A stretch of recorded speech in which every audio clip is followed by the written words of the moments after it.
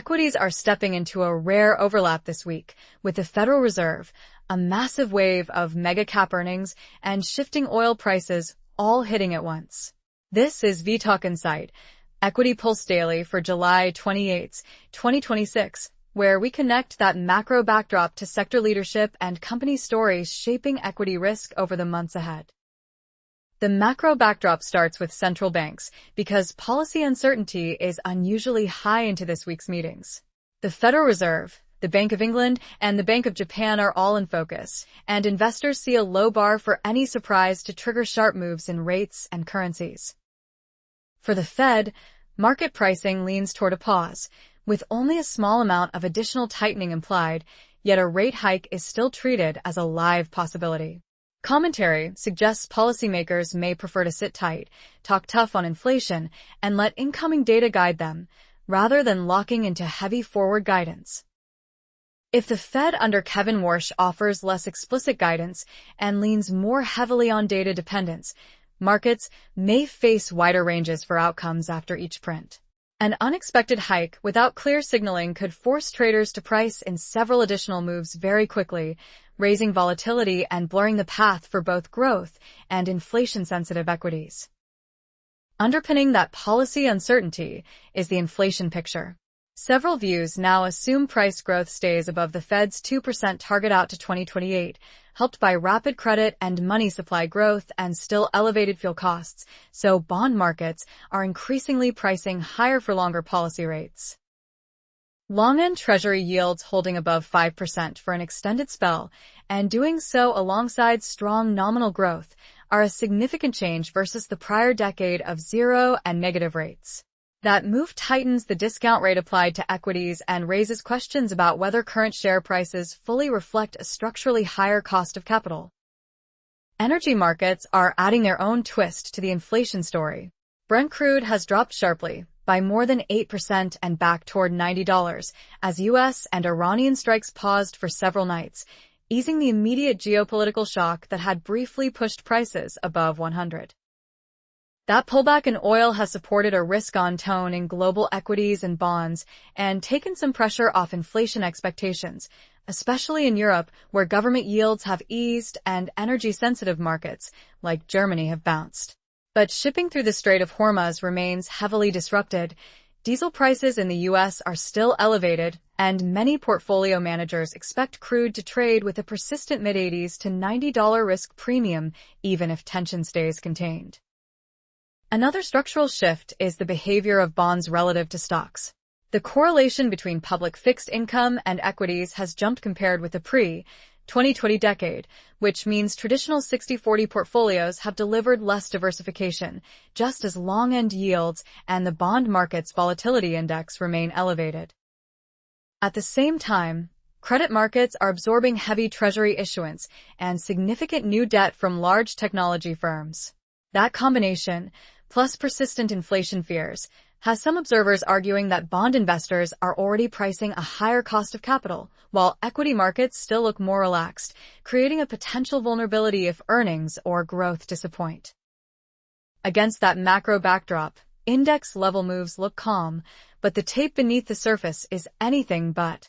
The S&P 500 has been roughly flat in recent sessions while the volatility index sits in the high teens, signaling modest headline stress, but meaningful rotation under the hood. Importantly, this year's equity gains have been driven by earnings growth rather than multiple expansion, which is a key distinction from the 2022 drawdown. Equal-weighted indices and the Russell 2000 have recently outperformed the S&P 500, and small and mid-cap earnings growth is accelerating, suggesting leadership is broadening beyond the mega-cap growth cohort. Sector-wise, there is evidence of rotation out of the most crowded technology trades. Non-tech stocks have held up even as parts of tech wobble. Bank shares have posted 8 straight weeks of gains, and portfolios have tilted more toward energy, utilities, real estate investment trusts, healthcare, and consumer staples as volatility has picked up. Flow data underline that caution. U.S. equity funds have seen net outflows in recent weeks across both growth and value. Overall equity allocations are already high, particularly in technology and retail. Leveraged exchange-traded fund exposure in semiconductors has not fully unwound, leaving scope for further de-risking if volatility spikes again. Regionally, Europe is getting a tailwind from cheaper energy.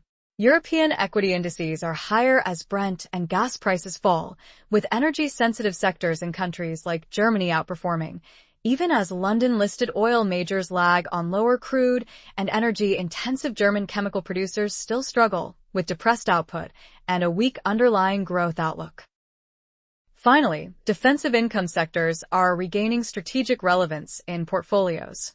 Utilities have outperformed year-to-date and, along with real estate and master limited partnerships, are being viewed as potential inflation hedges for retirees and income-focused investors at a time when cash rates look less compelling in real terms. The most powerful single theme for equities remains the AI-driven capital expenditure boom.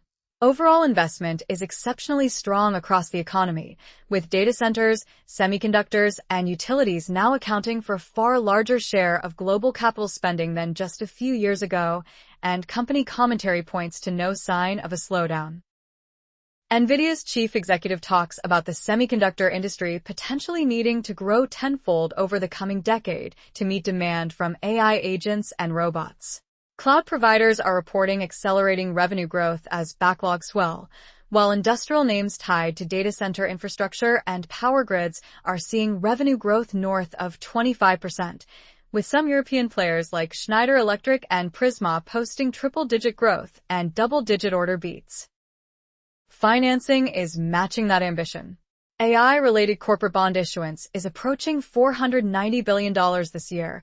Hyperscalers have raised roughly $225 billion of debt, and private markets have executed close to $200 billion of data center deals, backed by trillions of dollars in available dry powder. Yet this boom carries visible risks.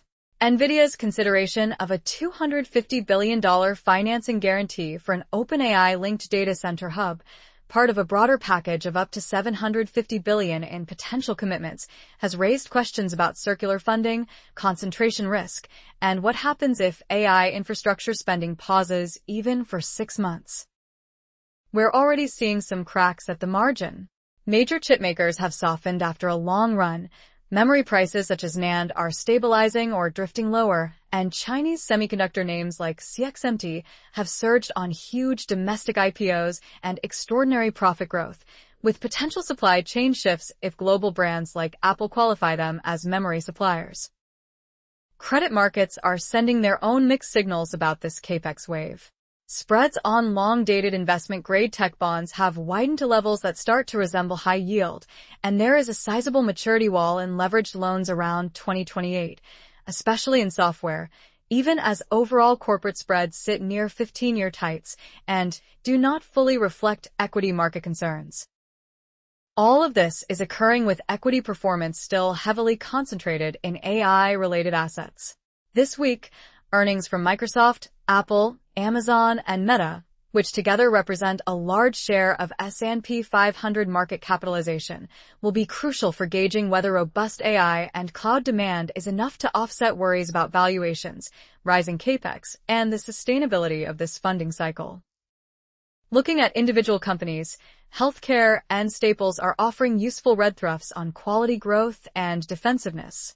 AstraZeneca delivered stronger than expected profits driven by about 15% growth in oncology and solid respiratory and immunology results, while still describing its ambitious $80 billion 2030 revenue target as a stretch even as analyst forecasts converge toward that level.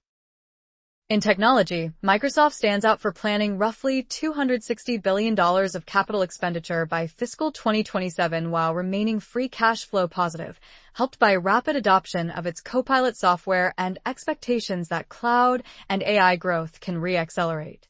At the same time, names like Intel, Alphabet, and other large tech firms have shown that even strong top-line growth can be punished when capital spending and margins miss the market's very high bar, which is why AI enablers such as Cadence Design Systems are closely watched when they beat earnings and raise guidance.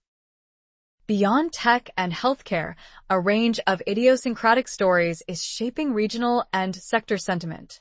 Coca-Cola continues to post steady organic growth, manage input costs, and recover quickly from cyber incidents. Berkshire Hathaway's acquisition of Taylor Morrison signals confidence in scaled U.S. housing and renewed M&A in areas like immunology, alongside Chinese regulators closing the book on TRIP, calms large antitrust fine. All underscore how dispersion in company outcomes remains high even as macro forces dominate headlines. Pulling this together, equities are trading between two powerful forces right now.